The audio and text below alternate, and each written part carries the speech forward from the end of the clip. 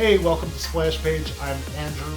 We're talking episode 9 of the Righteous Gemstones, the finale of season 3, which came out at the same time as season 8. Surprised the hell out of me. I don't know if you guys out there knew that this was going to happen, but when I turned on the TV, I had a moment where I thought that I forgot a week. Like I just lost a week of my life, and I went online and found out that that was not the case. I watched the finale. It was phenomenal, a phenomenal finale. And it begins with one of the greatest monologues in the history of television. Let's get into it. So Baby Billy is having a discussion with the Gemstone siblings. He's got some information they need. He's friends with Dusty Daniels, some information he has yet to bring up to us in the entirety of this season. Back during Y2K at a party, Baby Billy, Dusty Daniels, and a guy that may or may not have been Gene Hackman were having a party. One hell of a rager. Walton Goggins gives the greatest monologue in the history of television right here in this moment.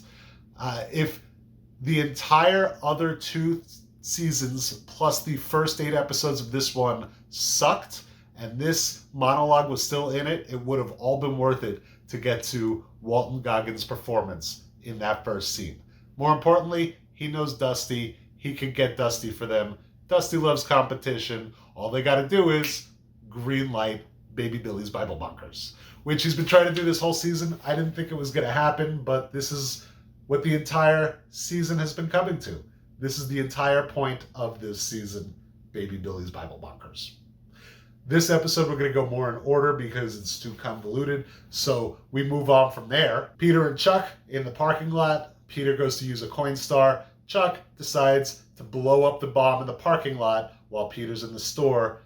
Now Peter thinks Chuck is dead, but we find out that Peter just blew up the truck and ran, making sure no one was in the way so that he could escape from Peter. While the rest of the Gemstone family is mourning the loss of Chuck, Jesse asks his father if he would join them on Baby Billy's Bible Bonkers to fight against the Simpkins. He says maybe they could use Carl or Aunt Maymay. They need one of them, and it's an uncomfortable moment to ask at that time, but that's who Jesse is.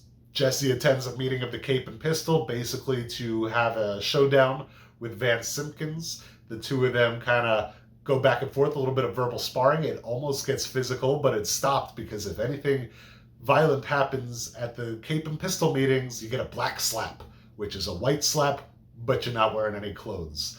I was very happy to go a little further deeper on the lore of the Cape and Pistol. Fully useless. Grateful it was there. And Jesse and Vance's argument basically devolves into them swishing their capes at each other as Jesse leaves the room.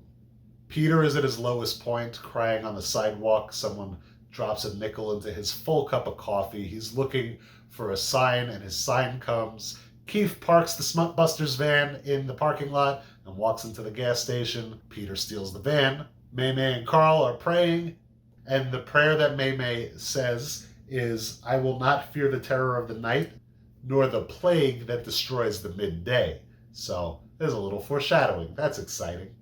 Chuck shows back up and says, "Hey guys, didn't blow up. I blew up the truck and ran, but I'm still alive." So they bring Chuck back to the family. Everyone's very happy to see him. Everyone except Jesse, who refuses to accept his apology. And fair. Yeah, he saved them from getting blown up, but he also helped kidnap him and was going to kill them, or at least that's what Jesse thought. Jesse goes to get ready for his quiz show appearance by driving go-karts. He has a little man-to-man with Chuck where they both kind of realize that they rely a lot on their father's opinion. And then Jesse accepts Chuck's apology on the basis that Chuck will not attack or kidnap him or anyone of his family, and Chuck agrees. So the siblings get ready for the game show. Baby Billy stops by to hand them a bunch of questions so that they could cheat. Great line, "I'm proud of you, now go cheat." Tries to convince them that he's their daddy. They insist that he's not. The kids decide not to cheat, which is great, but they're going to lose, as Kelvin says.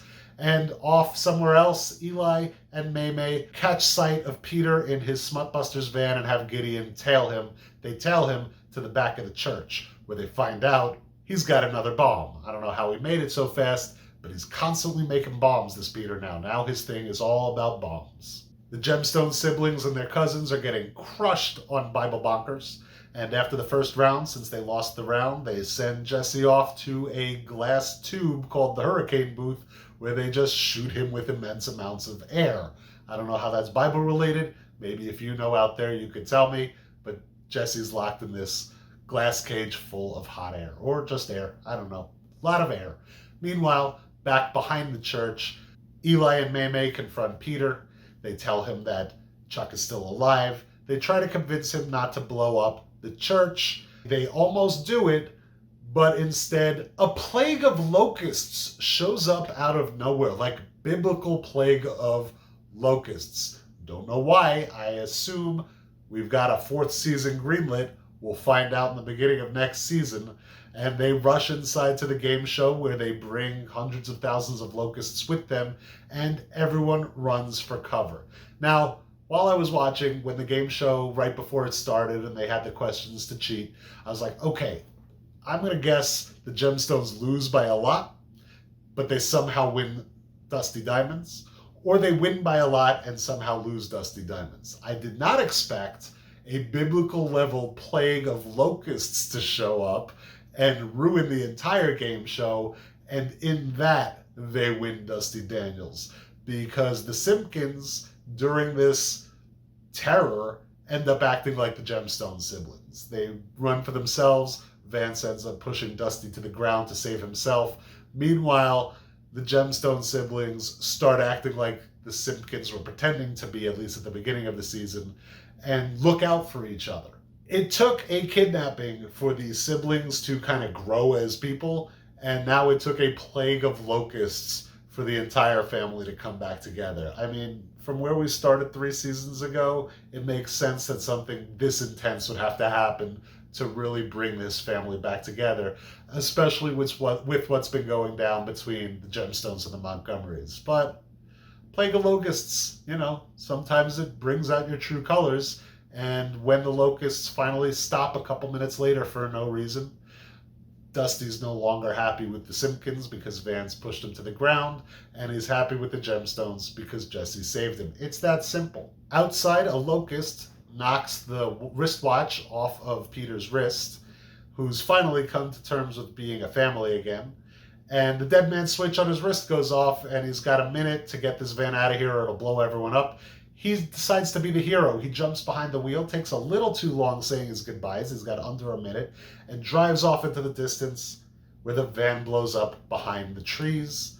And at this point, we assume Peter's blown up as well. We have a couple quick denouement scenes.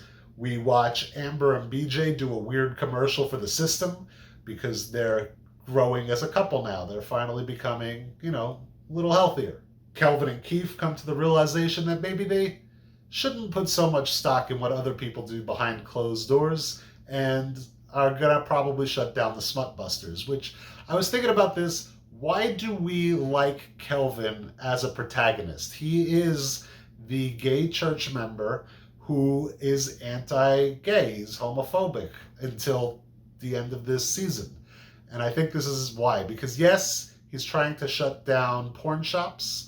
He's never said anything against gay marriage, but he is trying to shut down porn shops, but he's doing it so ineptly that he's actually helping the porn shops, and this is a comedy, that I think we give him a pass.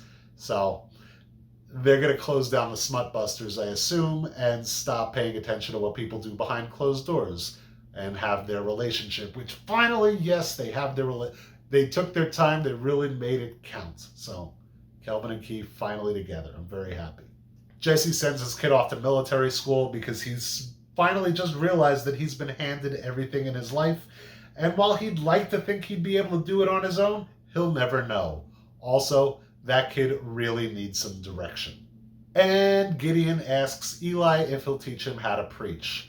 So he wants to be part of the family now, which everyone's coming together. And we see everyone come together in the next scene as the Montgomerys sit down in a field with one empty chair, and happily, Peter's there too, just missing a leg. I guess he jumped out of the van at the last minute, saved himself, and saved everyone else.